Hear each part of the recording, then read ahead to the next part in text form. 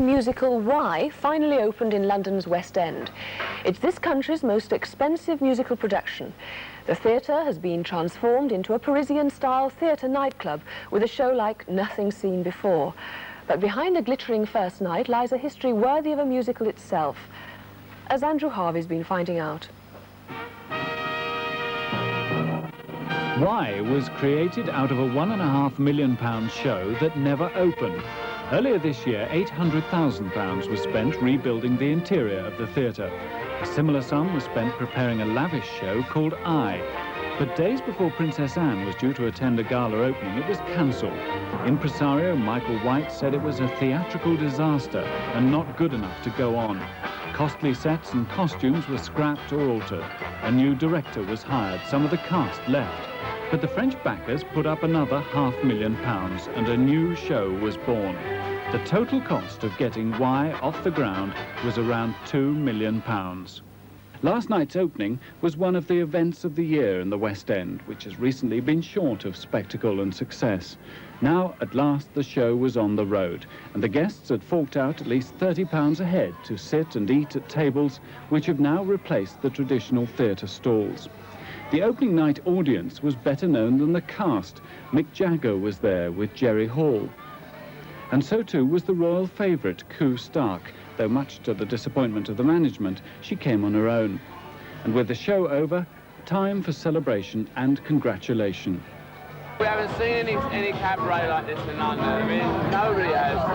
Not even in France, where it really kind of came from. I think the guy who did is French. So it's really good, never stops, you know, keeps popping. I think it's money well spent. Sure, it makes sense. You really enjoyed it, did you? And praise, too, from a performer who's already packed this theatre as Dame Edna Everage, Barry Humphries.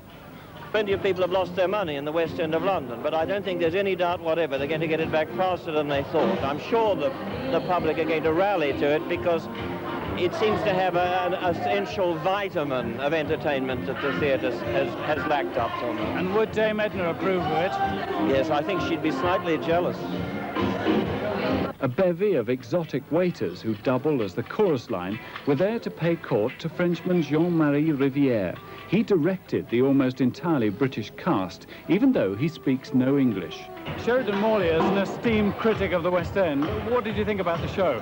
I'm not sure that being an esteemed critic helps you on a night like this. It is something very unusual. We've not seen a show like this in London ever. It's something that is known in Vegas and at the Lido in Paris. I think that some of it is brilliant. I think it's an extraordinary mixture of, in 15 different items, half a dozen that are as clever and as brilliantly choreographed as any I've seen anywhere in the world. And I must say also half a dozen that 20 years ago on the end of Blackpool Pier, you'd have been ashamed of. They've got to educate an entire audience to coming to something which is to do with food and drink and a very random mix of showbiz. And some of it is very, very good. And the rest of it may well get better. So there you are, the views, the critics and the stars. And now you can make up your own mind, at least about some of the music, because the star of the show, Nicky Kimber, is here to sing a song called Illusions.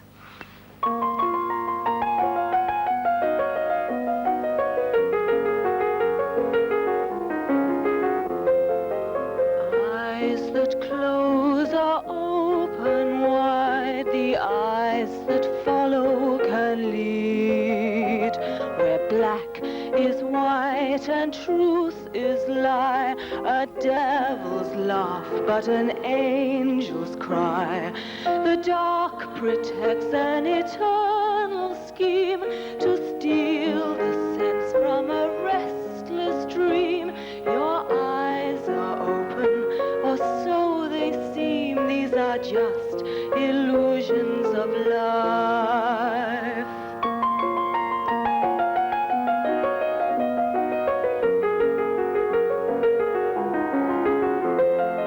Eyes that hold a gaze may lose what eyes that slumber observe. How dusk and day can lead away the bird to cage and the man astray, and flame that glances into the night may turn to water as moth to ashes by candlelight. These are just illusions of life.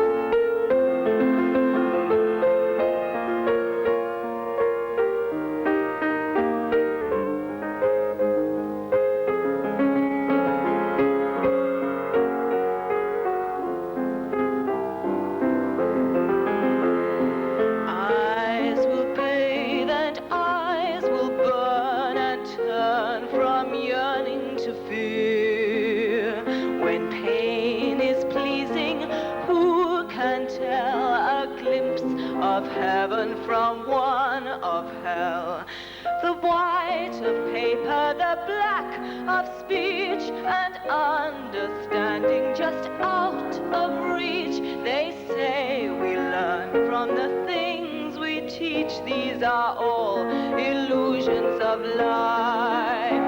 The man at war is a love-sick boy. He slowly builds what he will destroy. A cheer of hate from a scream of joy. These are all illusions of life. December greets June like the sun loves the moon. What is gone may come soon. We are wise. We see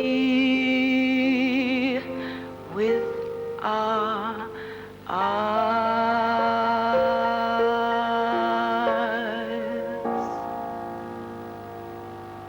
Well done, Nicola, and thank you, Bob Purvis, the composer and pianist. Thank you very much. Would you like to come and sit down and have a talk to me?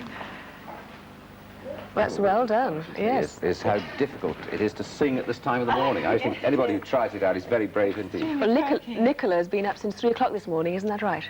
Up till 3 o'clock this morning. Yes, I went to bed at 3.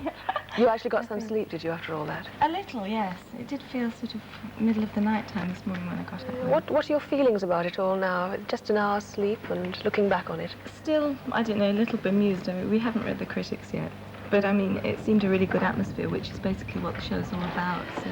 Yes, I can tell you, actually, that one of the critics wasn't terribly kind to you. Jack Tinker, actually, in the Daily Mail, if I can find it. It's over there. It's been whipped away from me. There it is. Actually, he says quite nice things about Nicola. Yes. Yes, he does. I didn't... Oh, maybe he was there last night, but I think he's been in before as well, so he's probably had a sneak preview. But a lot of people loved you. There was Mick Jagger there saying good things about it all. Yes. And Jerry Hall. There was a lot of people there who were with you. They couldn't actually get away. It's true, there were more stars in the audience because they were all looking at them. Well, we've got Julie Andrews in today. Looking on. What do you think? What did you think about the song, first of all, Illusions? I liked it very much, yes. It's lovely. It's really nice to have a lovely melody written in the theatre now, because it's usually, you know, a lot of sort of talking songs, but that's sort of quite very a classic pretty melody. Yeah. Did you think the whole idea is a very good one, Julie? The one of taking a theatre like that and transforming it into a theatre nightclub, using it in that way? Do you think it's a successful formula?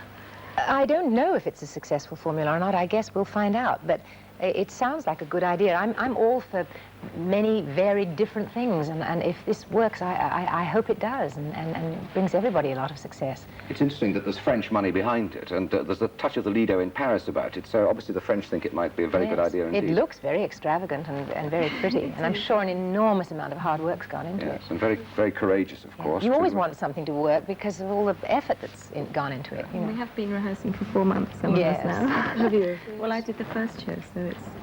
Oh, the Eye Show, the first one of all. Yes, it's a long time, since January. So you must have been a very rocky road, wondering 1 minute whether you're going to actually go on stage and perform, or whether you're going to in the end not. We had a break in the middle, but and when it started again, it did seem more secure.